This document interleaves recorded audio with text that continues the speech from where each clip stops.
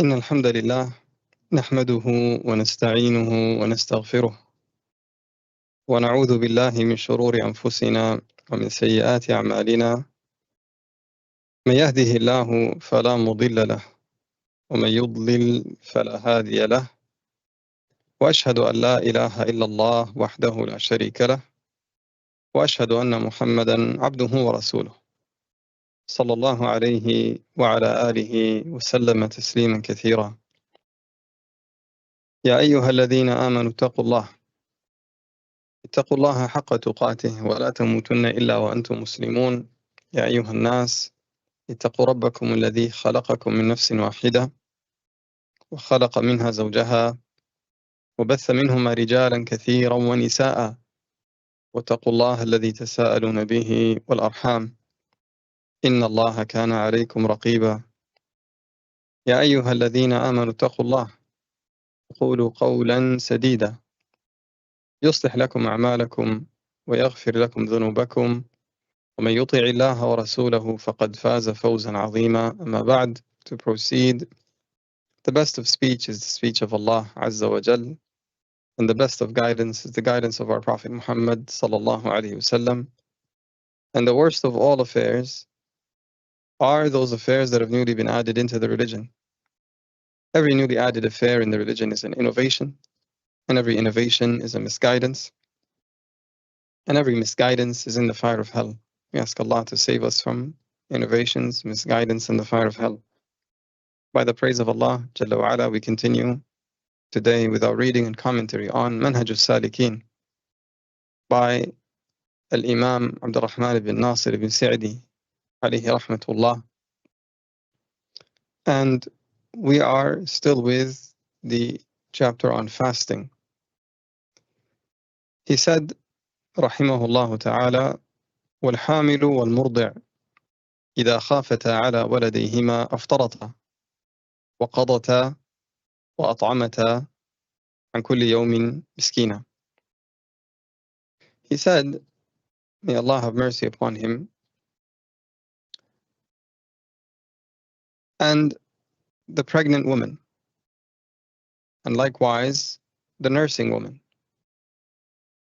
if they fear upon their child, they break their fast, and they make up a day, meaning in its place, and they feed a poor individual in place of every day, meaning every day that they broke the fast, they feed a poor individual. The author alayhi rahmatullah previously had covered the ruling of al-marid, the sick person, the ruling of al-haid, a woman on her menses, the ruling of al-nufasa, a woman dealing with postpartum bleeding. So he's covering different categories of people and what is upon them. Now he moves on to this new category, which is al-hamil, pregnant woman, wal-murdi', the one that is nursing.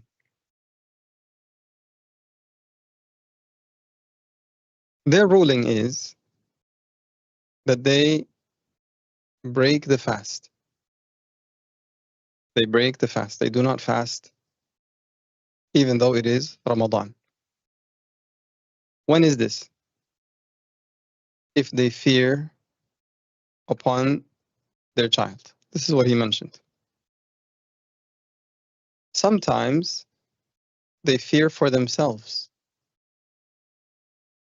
and sometimes they fear for themselves and their child as well. And in all of these cases, there is a ruling that pertains to them, and that is that they are to break their fast.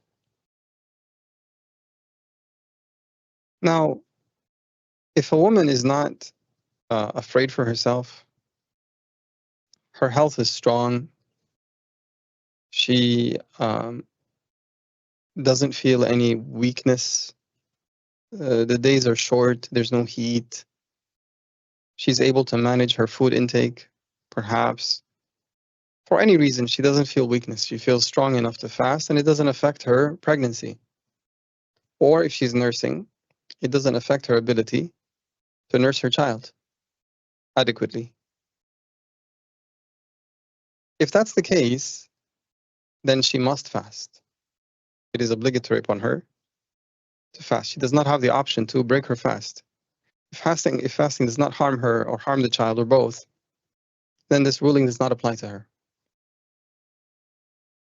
However, for a great many women, this is not the case. For a great many women, the case is that fasting has a noticeable and significant effect on them, whether they are pregnant or they are nursing. For this reason, Allah subhanahu wa ta'ala gave them this ease. From the mercy of Allah Azza wa Jalla upon this ummah is that He made the deen easy. Inna ad-deena yusr. And from the yusr, from the ease of this deen, is that Allah Azza wa Jalla excuses them from the obligation of fasting.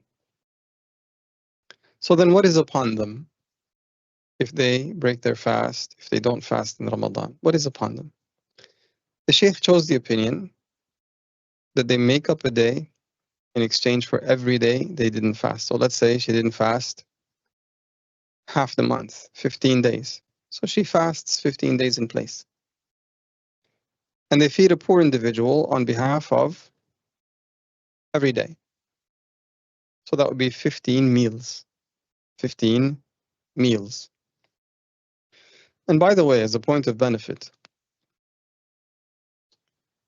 these meals can be fed one shot.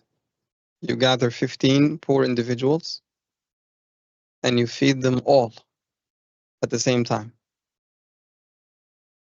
Or it could be distributed, one meal at a time, or several meals at a time.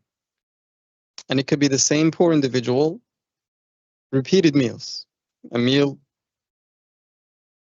today and a meal tomorrow and a meal after that, until you accomplish the number of days you need. As long as it is one meal per day missed to a poor individual, then that fulfills the obligation. Now, the people of knowledge, they have multiple opinions regarding this particular mas'ala. And they look at it from a number of angles. Number one, the angle of, is she pregnant or is she nursing? So this is one thing they consider. Number two, is she afraid for herself or afraid for her child?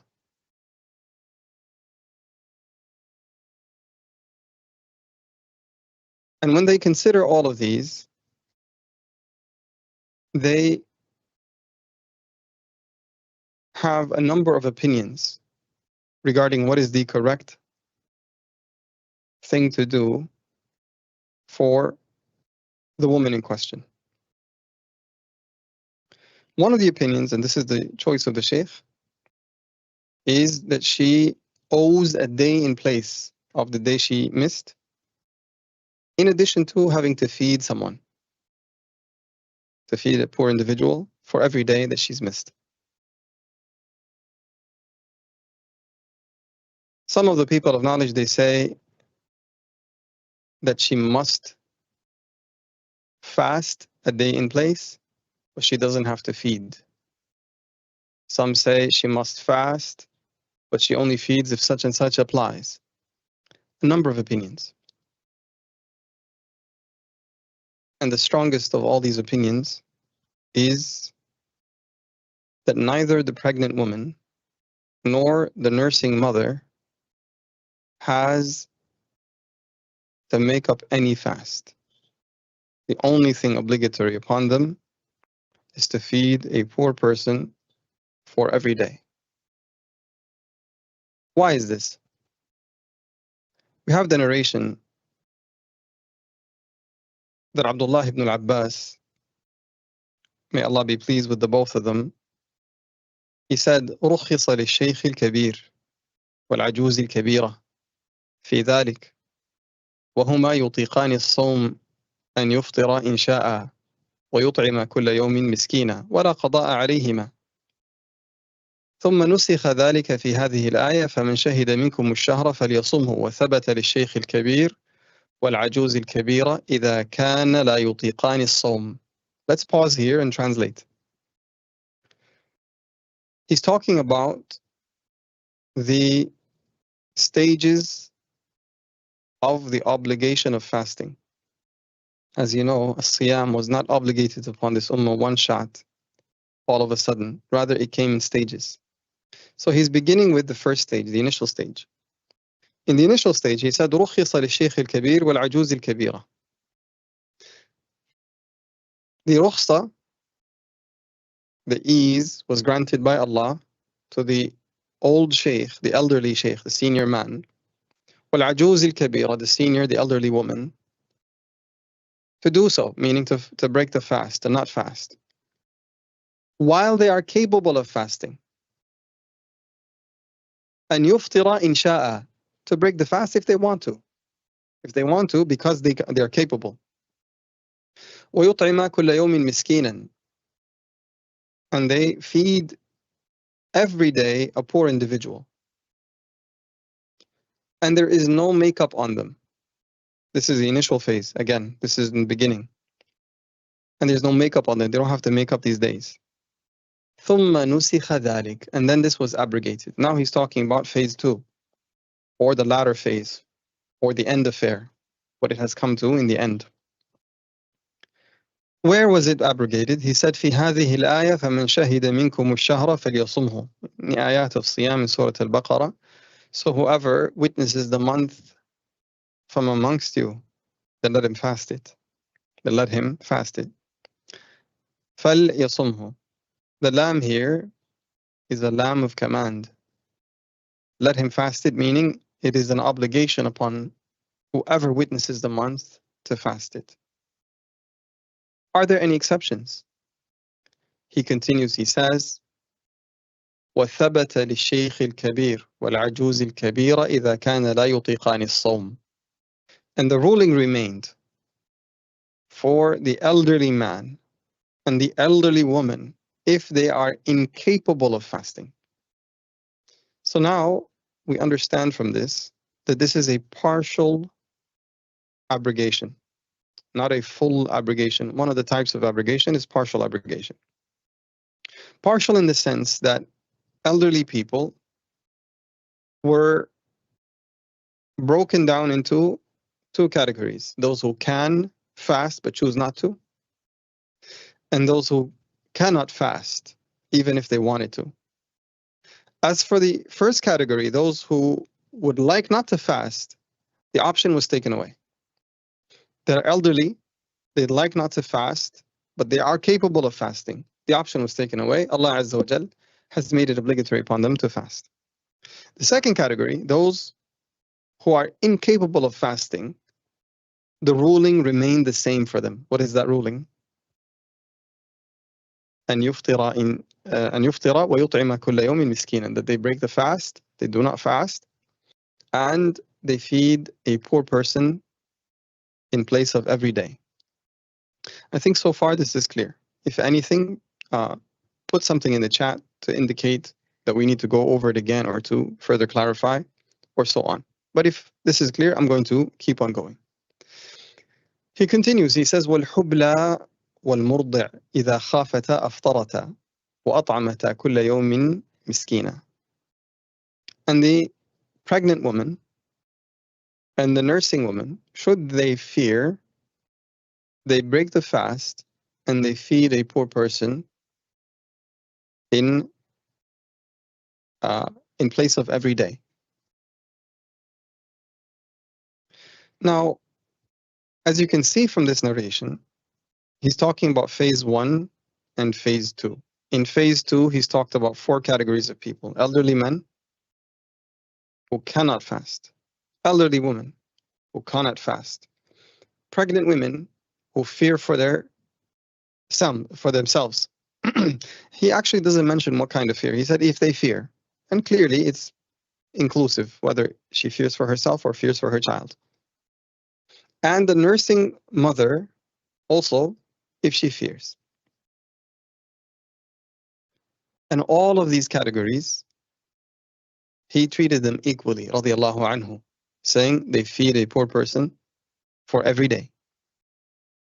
We learn from this that the ruling for them all is one and the same. There's no differentiation, there's no distinction between an elderly man who cannot fast and a pregnant woman, although she may be young, but she is afraid for her health or afraid for her child in her womb, or a nursing mother afraid that her milk will stop. The ruling is one and the same.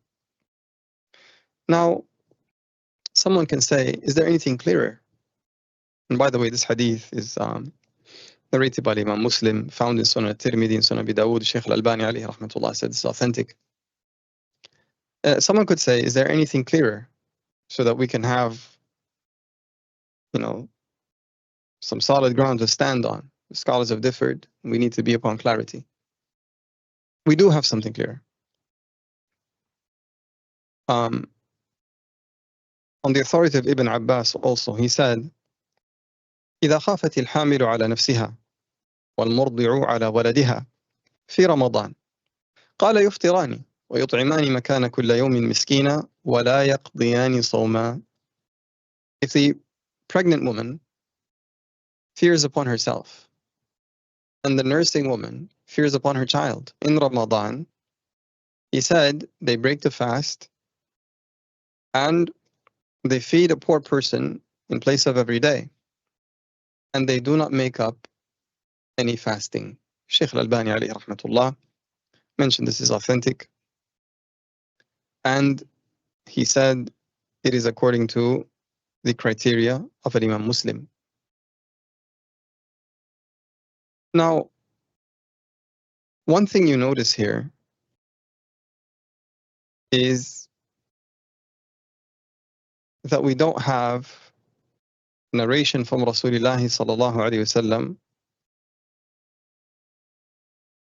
that is clear in the topic.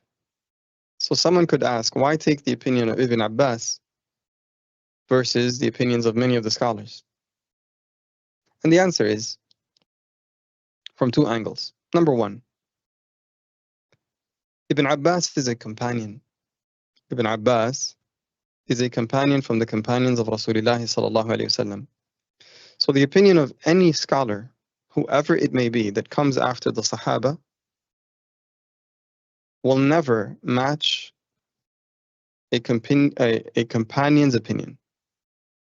An opinion of a companion is in a category all its own. Why? Because we have text in the Quran and in the Sunnah teaching us to follow the companions of Rasulullah sallallahu alaihi wasallam. This is number one. Number two, that the particular companion in question is not an ordinary companion. This is a scholar from amongst the companions, by the testimony of the scholars of the companions, such as Umar ibn Al-Khattab radiallahu anhu, such as Abdullah ibn Mas'ud, and others from the major scholars of the Sahaba who recognized the scholarship of Ibn Abbas. Number three, that we actually have text specifically relating to Ibn Abbas. From the text is the fact that Rasulullah sallallahu alaihi wasallam made dua for him, that Allah grant him the understanding of the Quran, grant him wisdom, grant him knowledge. And the dua of Rasulullah sallallahu alaihi wasallam was clearly answered, as is clearly seen in the life and works and accomplishments of Ibn Abbas and the testimony of the Sahaba radiallahu anhum.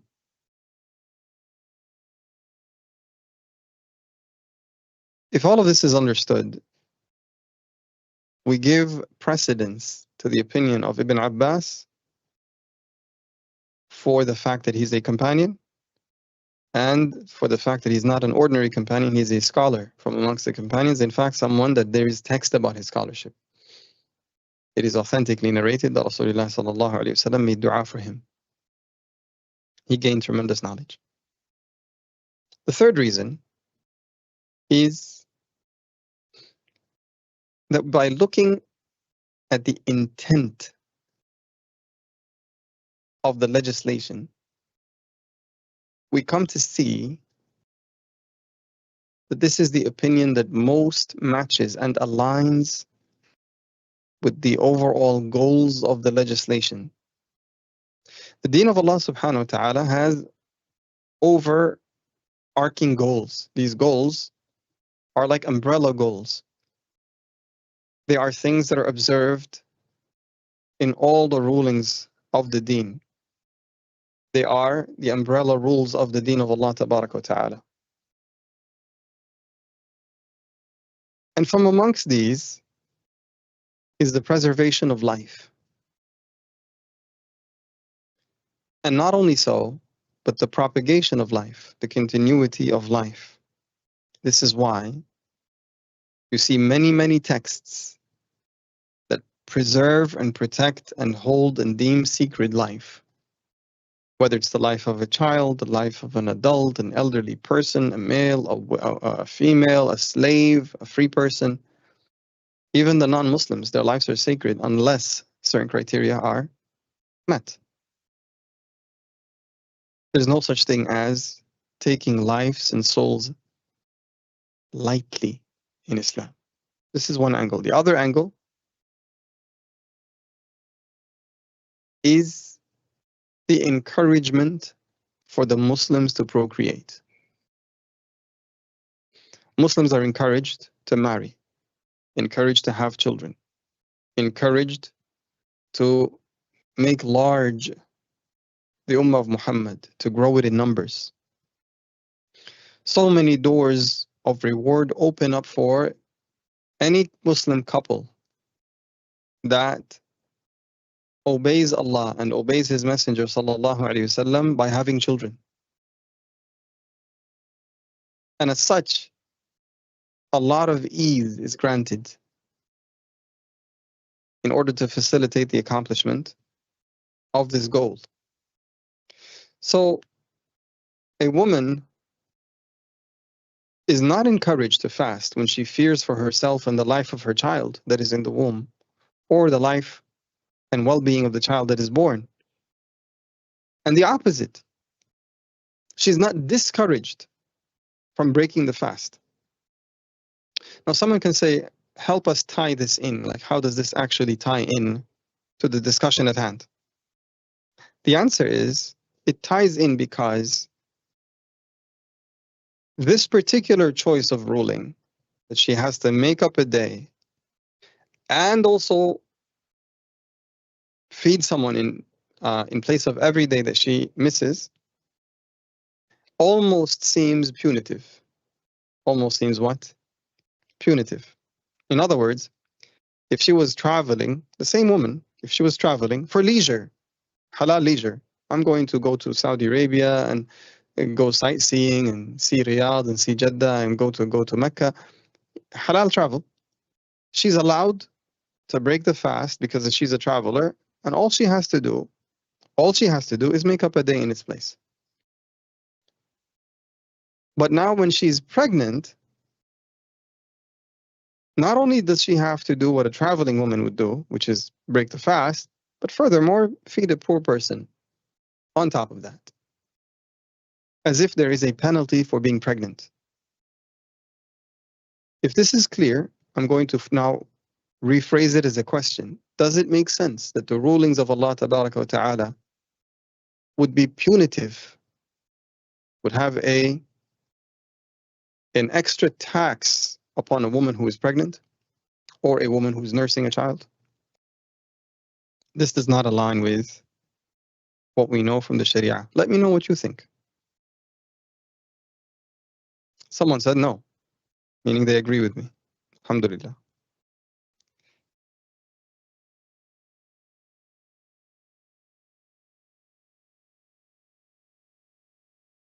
So the idea here is that there are things that we look at in the Sharia overall to help us pick the stronger opinion from amongst the opinions of the scholars. And this is one of those things. Islam has come with crystal clear indication, showing that Allah loves for the Muslimin to procreate. Allah loves for the Muslimin to have children and to raise these children upon Islam righteously. And that Allah rewards the Muslimin for this, male and female. Women are encouraged to have children in so many ways, countless texts telling the reward of a woman who has children. And likewise, men being rewarded for every step of the way. This does not align with this particular choice in this matter. So this is the third reason. It's the opinion of the Sahabi. He's from the scholars of the Sahaba, specifically with an expertise in tafsir. And thirdly, that this is an opinion that aligns with the goals of the legislation. Fourthly, that the basis for this particular opinion, the opinion that she has to do both, does not match with the stated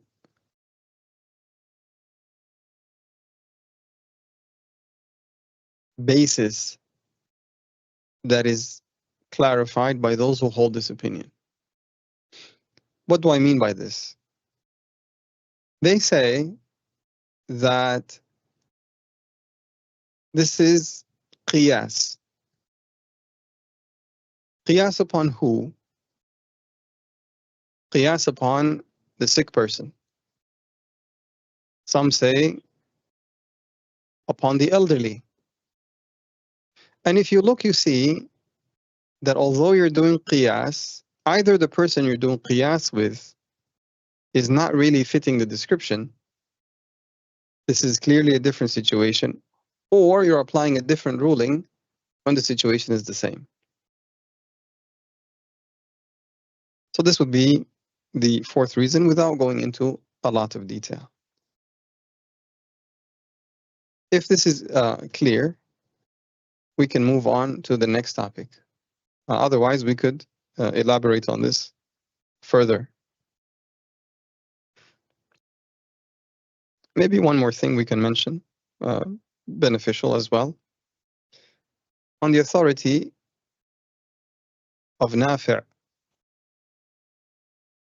Mawla ibn Umar, he said, كانت بنت لابن عمر تحت رجل من قريش وكانت حاملا فأصابها عطش في رمضان فأمرها ابن عمر أن تفطر وتطعم عن كل يوم مسكينا. He said one of the daughters of Ibn Umar, Abdullah ibn Umar ibn Al-Khattab, was married to a man from Quraysh and she was pregnant.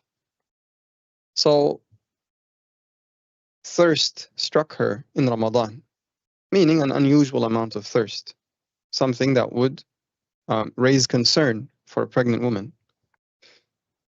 For those of us who want further detail, when it comes to pregnancy, specifically hydration is a concern. And from a medical perspective, dehydration for a pregnant mother can affect the level of the fluid in which the child exists. The baby in the mother's womb is not just sitting upon flesh, it's actually floating in fluid, in water. So dehydration has an immediate effect on the child.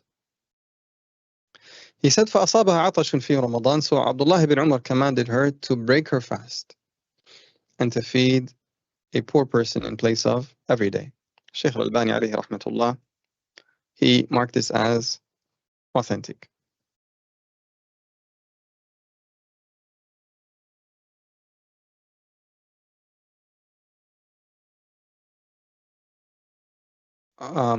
If this is good, we can move on.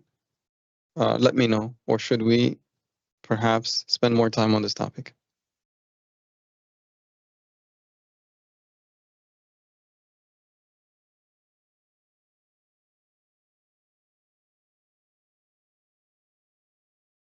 All right. The next one, he mentioned rahimahullah ta'ala, the next category, he said, وَالْعَاجِزُ عَنِ الصَّوْمِ لِكِبَرٍ أَوْ مَرَضٍ لَا يُرْجَى بُرْؤُهُ فإنه يطعم عن كل يوم مسكينا. This category also includes two people. Their affair is very similar.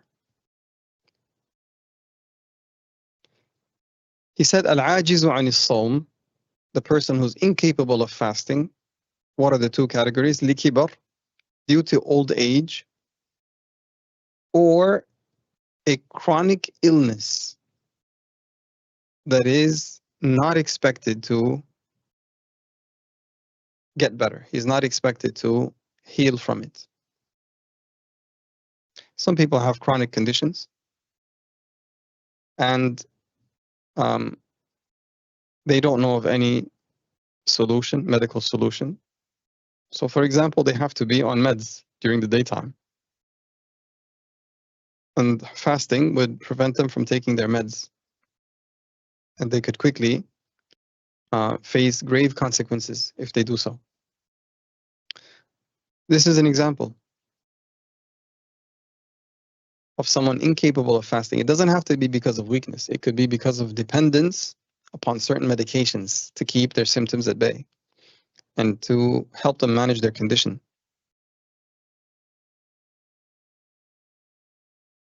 What is their ruling? They feed a poor person for every day that they miss. The same narration that we talked about earlier, the narration of Ibn Abbas, applies to one of these two categories. What is that? The elderly man and the elderly woman. And the sick person who has a chronic illness, meaning it's not expected to go away, he's not expected to get better. It's not expected that it's going to resolve.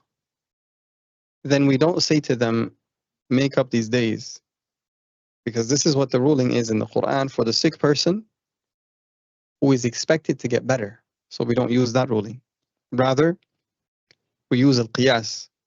And the qiyas is that they are just like an elderly person who has become so old that fasting is impossible for them. They're too weak to handle it. So we use that ruling that this person is just like that one. Time is not on their side. They're not expected to become more capable of fasting in the future. Rather, is expected to be permanent. They are similar in this regard. This is al-qiyas. Now, we have the narration that Anas ibn Malik, radiyallahu ta'ala anhu, ضعف عن الصوم عاما. 1 year, one particular Ramadan, was too weak to fast. He was too weak to fast. فصنع جفنة ثريد. So he made a jafna, a large dish, a large type of vessel, containing tharid. ودعا 30 مسكينا فأشبعهم. And he invited to it, this large dish, this large vessel, 30 poor people. 30 poor people, and he fed them to their fill. فأشبعهم. They ate until they were full. This is proof for two things. Number one, the ruling for the elderly. And number two, that you don't have to separate the meals. You may give out all the meals one shot in one day and to a number of poor people equivalent to the number of days that you've missed. Again, this is something that you have the option to do, whether you want to do it one meal at a time or a couple of meals at a time, or you want to do it all one shot. This is something that Allah subhanahu wa ta'ala has given us room in.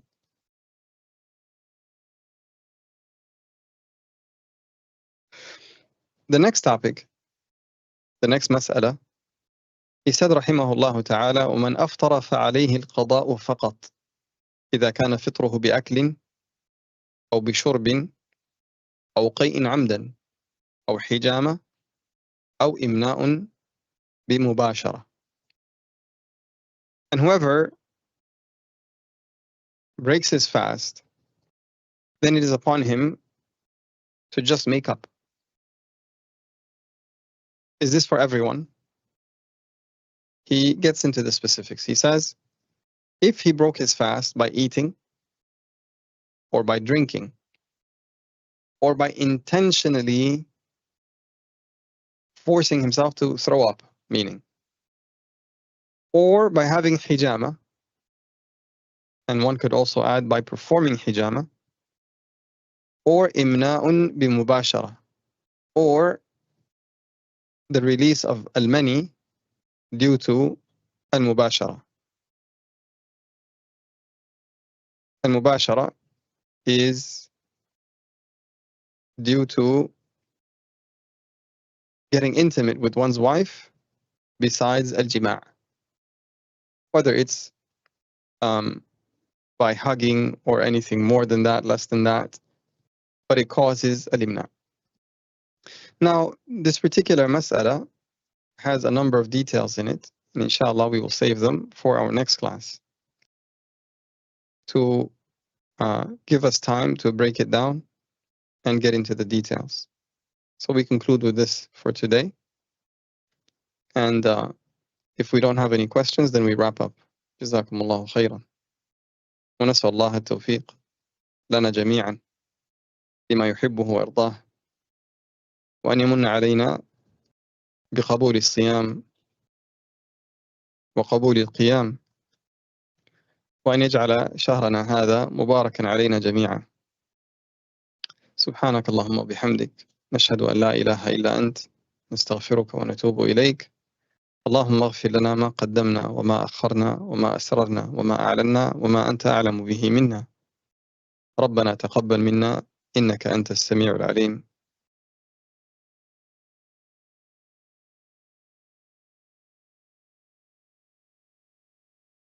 طيب, there's one question that has come here.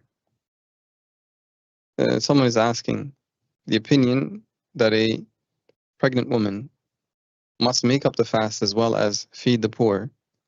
This is based upon al-qiyas. This is one of its bases. This is one of its bases.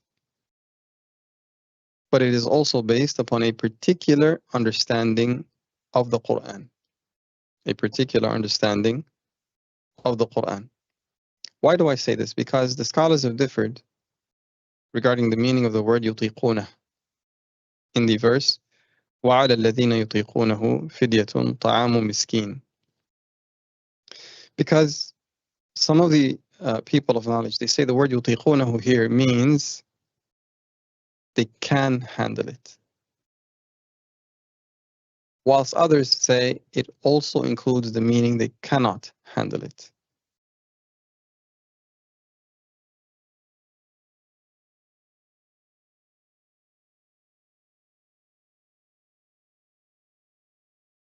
So qiyas is one of the reasonings or one of the bases for this opinion. The other is that they have differed regarding the interpretation of the ayah. And there's more details to that. Another question we have is many the liquid that comes before ejaculation, or is that called al-madhi? Yes, that's correct. The name is al-madhi for the fluid that emits before ejaculation, that is called al-madhi. Al-mani is what comes with ejaculation. The scholars define it as a liquid that comes out with force, accompanied by strong desire and satisfaction. So that would be al-mani. As for al-madhi, this is what comes before that. And again, inshallah, we will talk about this in more detail in the next class.